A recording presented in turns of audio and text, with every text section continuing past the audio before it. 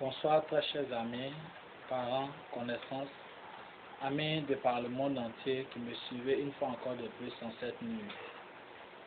Par la grâce de Dieu, le thème que j'ai à traiter avec vous cette nuit, ce sont les étapes d'évolution du marketing.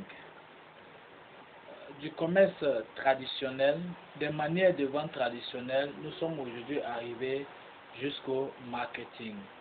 Comment est-ce que cela s'est produit? Comment est-ce que ça s'est déroulé? Quelles sont vraiment les circonstances qui ont permis l'avènement du marketing? Je tiens à me préciser encore, je tiens à me présenter encore pour ceux qui ne me connaissent pas. Je suis Soumaro Sekou, béni somme vainqueur pour les intimes. Il faut dire qu'aujourd'hui, si nous voyons la plupart de nos entreprises orientées marketing, ça n'a pas été fait du jour au lendemain. Ce sont des étapes successives qui ont abouti aujourd'hui au marketing. Simplement définir le marketing, c'est le fait pour une entreprise de mettre les préférences, les désirs, les besoins du consommateur au centre de leurs préoccupations. Je m'explique.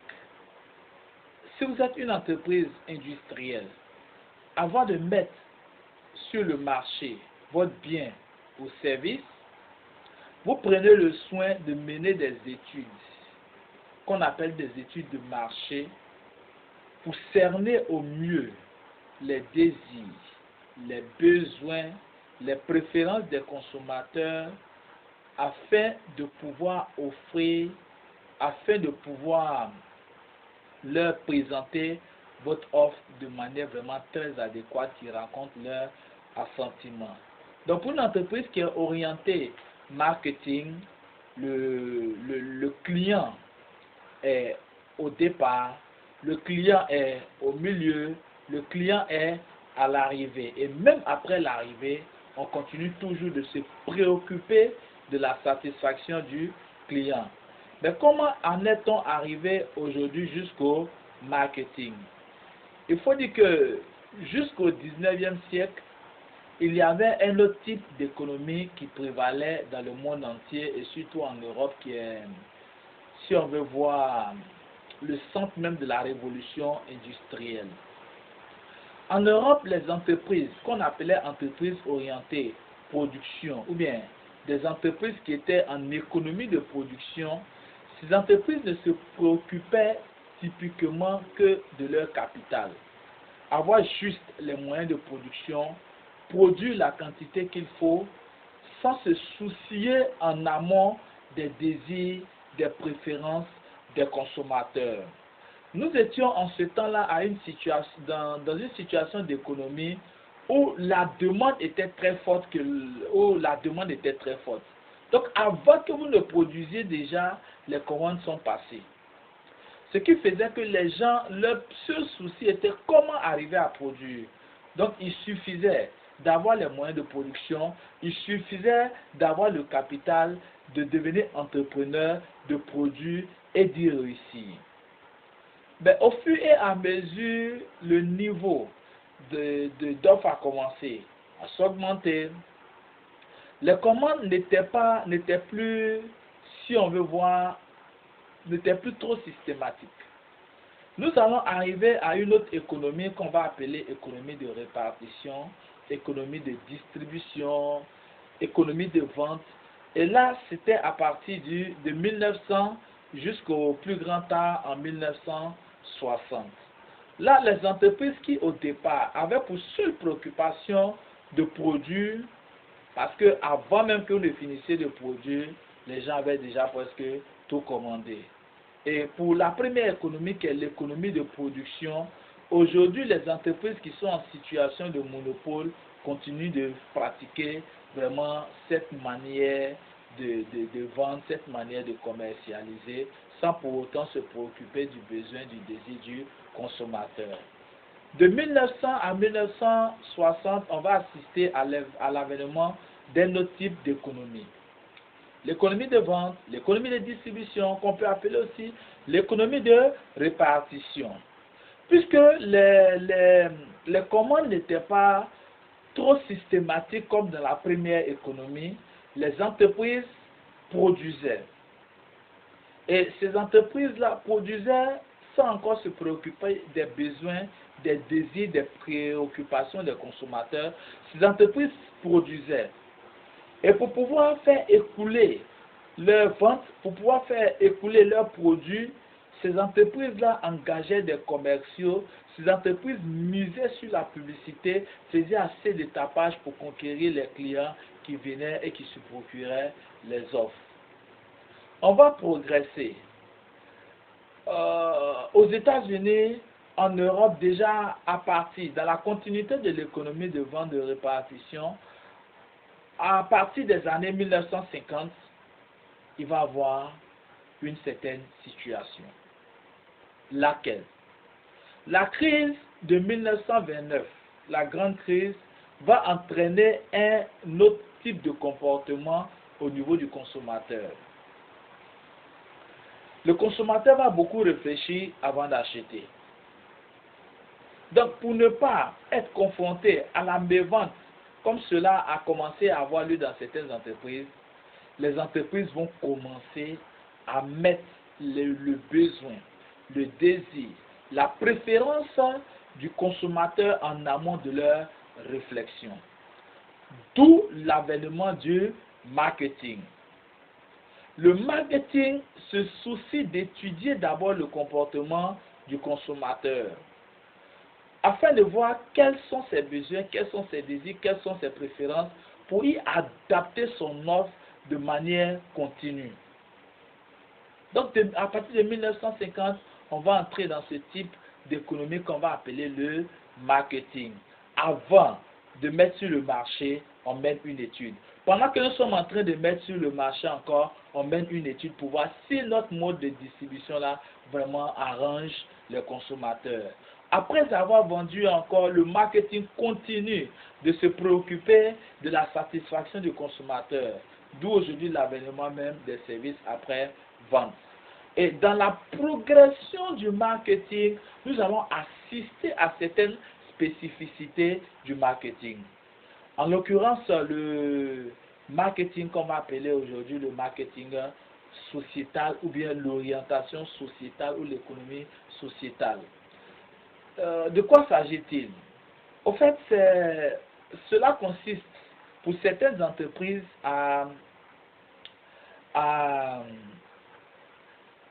dépister, à détecter un besoin social, un besoin environnemental, un besoin économique de la population, à répondre de façon vraiment très efficace à ce besoin-là, sans s'attendre de façon directe à une récompense, à un retour, ou bien sans s'attendre à vraiment profiter de la satisfaction de ce dit besoin.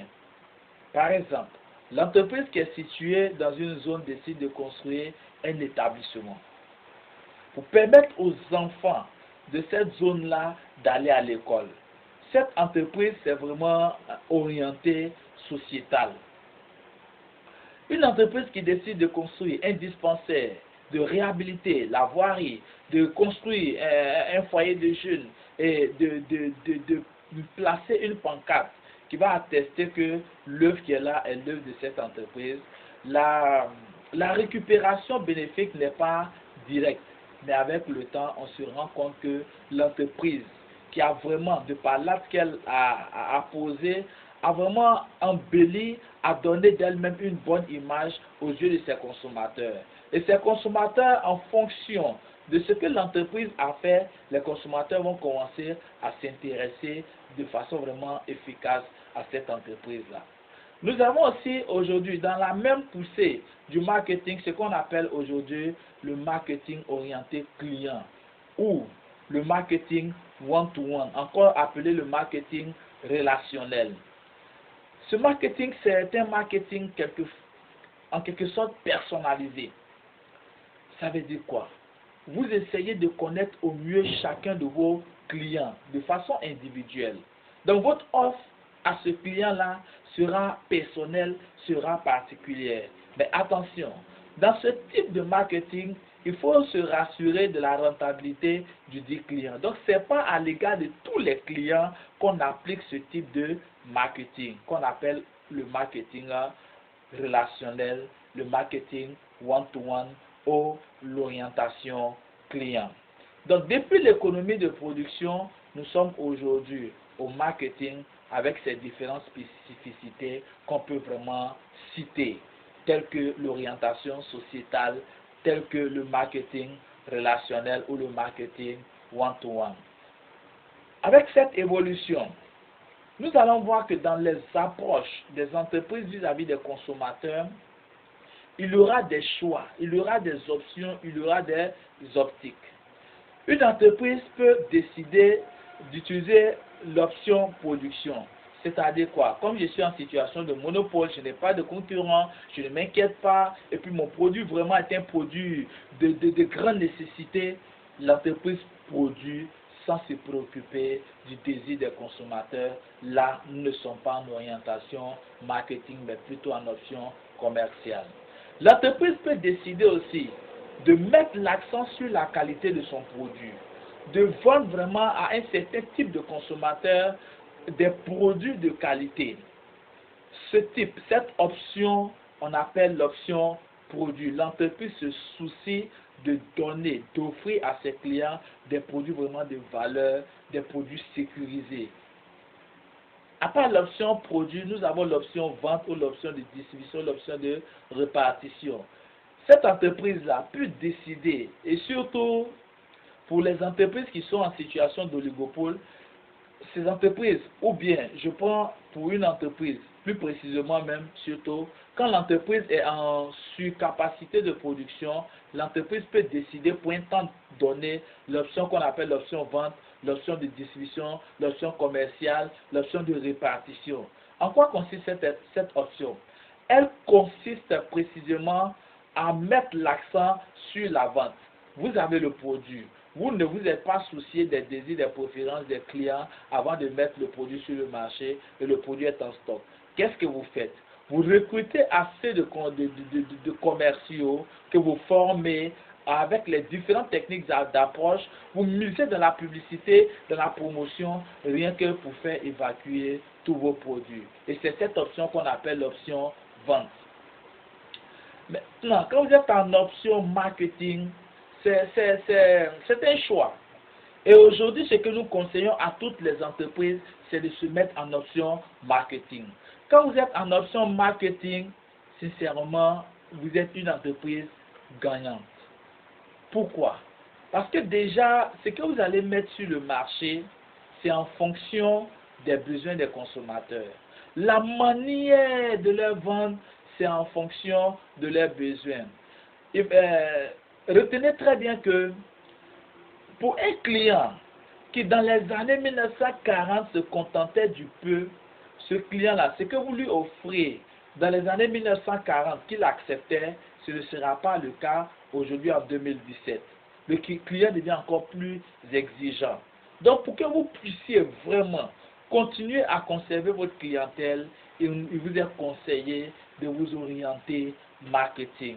Et dans cette orientation, cette option marketing, vous pouvez décider aussi d'ajouter aux autres petites options ou sous-options marketing l'option sociétale. Parce que étant dans un environnement, c'est la clientèle qui vous amène à réaliser vos chiffres d'affaires. Et dans ce chiffre d'affaires, vous avez un bénéfice. Pourquoi ne pas un jour songer à cette clientèle pour vraiment répondre à l'un de ses besoins de manière efficace? Quand vous faites cela, c'est un avantage concurrentiel que vous octroyez au détriment de vos concurrents. Vous pouvez aussi vous orienter client, ce qu'on appelle le marketing relationnel, le marketing one-to-one, mais généralement, c'est pour les clients à grande valeur ajoutée. Orienter client, ça signifie que l'offre est personnalisée. Et pour que l'offre soit personnalisée, vous devez avoir vraiment une base de données typique pour tous vos clients et vous devez connaître la rentabilité de chaque client. Très chers amis, je vais m'arrêter là pour cette vidéo. Je vous remercie. Vous aurez l'occasion d'avoir la suite dans les vidéos qui vont suivre. Bonne nuit.